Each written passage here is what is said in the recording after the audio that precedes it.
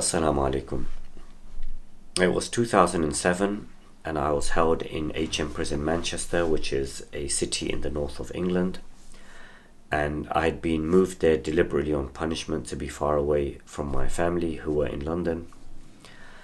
And I remember that was the worst prison that I went to in my 11 years. I went to 10 different prisons in 2 countries, including the United States, and United States prisons are tougher than prisons in the UK. But HM Prison Manchester was the worst, not because of the regime and the conditions, but because the officers there, they were the worst.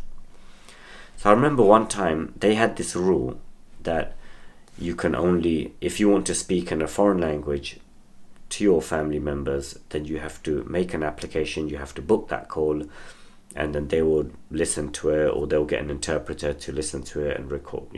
They record everything anyway, but they'll get an interpreter to listen to it in real time and just to make like a transcript about it. So I would speak to my parents in English throughout the week, and then once a week I would make this phone call where I'd speak to my parents in the language that I've always spoken to them in my life, which is Urdu. So I would do that. And then one time when Eid day came and I wanted to phone my parents to congratulate them on Eid, I found out that my phone was blocked. And then when I went to the officers, they said that, your phone has been blocked. I said, why? I said, because you were speaking, because you can speak in English, but you were speaking to them in a foreign language. I said, yeah, but I booked that call. I booked it, I put in the application, I booked it a week in advance, I said the language I was going to speak. They said, no, it doesn't work like that. Because your parents speak English, then you should only speak to them in English, because it costs the prison to translate it from Urdu to English. Anyway, so we're having this, there's no logic in these matters. And clearly also, it was a racist policy. So I made a complaint. I made a complaint, and you have like a special box for racial related complaints. So I wrote that and I submitted it. I put it in the special race relations box, and this prison officer comes to see me, and she's the race relations officer at the prison. So she's like the specialist in making sure that there's no racism or anything like that. So I'm talking to her and I asked her, what's happened and everything, and she explained to me that the reason the prison blocked your phone access is that you could speak to your family and you could speak to them in a foreign language, and if it hasn't been approved, by the time the prison interprets what's been said, then there could be a terrorist attack and innocent people could be killed. And I looked at her. I said, what, my elderly parents are going to do a terrorist attack? She said, no, not you, but they might pass on the message. I said, I'm going to phone my parents. First of all, I haven't even been accused of anything like that. But let's say for argument's sake I had.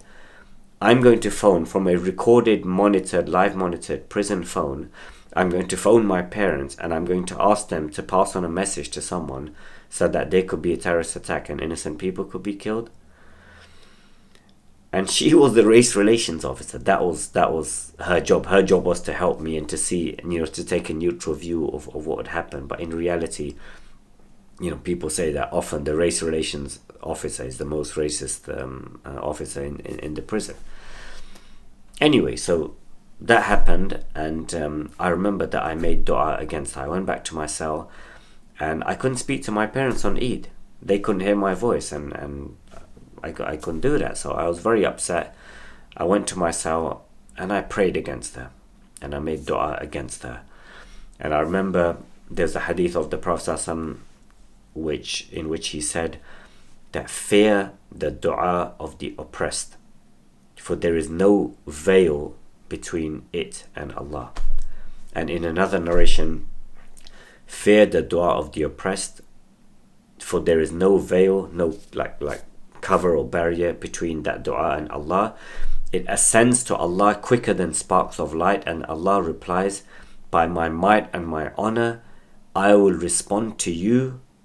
I will answer this dua even if it's after some time. So these are powerful narrations. So I made that dua against her. So anyway, a few days later, I was in the prison unit, and these young gang members, they came running in after exercise. I hadn't gone out on exercise, and they came running in and said, Barbara, and said, guess what happened? I said, what? Because you know that woman, that race relations woman that you had that dispute with, because I'd mentioned it, some of them. They said he said all of us were in the exercise yard, about 50 people were there. She was walking outside the exercise yard, and she tripped and she fell flat on her face. And all the prisoners, they began to laugh at her, and like they shout. I mean, they were like laughing at her, and like, you know, heckling and jeering and clapping or whistling or whatever. And I mean, obviously that's you know, that's not a kind thing to do. If I was there, I would not have laughed at her had she fallen down. But what she did to me was also not kind. That was a very unkind thing to do, because I was a prisoner. I hadn't done anything to her. I hadn't even been accused of what she was accusing me of being involved with. Then she bringing my parents into it, accusing them, and all at that time, I'm a prisoner who hasn't even been charged. I've just been held in prison at that point for, it was like 3 years I'd been held without charge. And that was unjust. And the only recourse that I had at that point was to take my complaint straight to Allah. And this is what he did. He humiliated her. He hurt her and he humiliated her. Sometimes you will find in your life often that there is someone who is oppressing you. Maybe you're involved in a toxic relationship. Maybe it's your own husband or your own wife that's oppressing you. Maybe it's a family member, a so-called friend. Maybe it's a community. Maybe your whole people or your whole country is under attack by someone else who are dropping bombs upon you from a plane, or firing at you with tanks or cruise missiles or whatever. There is a tool that we have, and that is dua. Sometimes you've tried all the means at your disposal, but when you reach that block, that end where I can't do anything more now, and you take your complaint to Allah and you cry to Him and you call upon Him from your heart, then that dua is something that is extremely, extremely powerful. I often think, what is the reason, what's the purpose behind this hadith? As well as giving comfort to the victim, to the one who is being oppressed, that Allah has promised that He will respond. And He doesn't make conditions. You have to be a good Muslim, or you have to be in fact, even a disbeliever, even someone who doesn't even believe in God, doesn't even believe in Allah, even if that person was to pray to Him because they were oppressed or some injustice had happened to them, Allah would even respond to their prayer.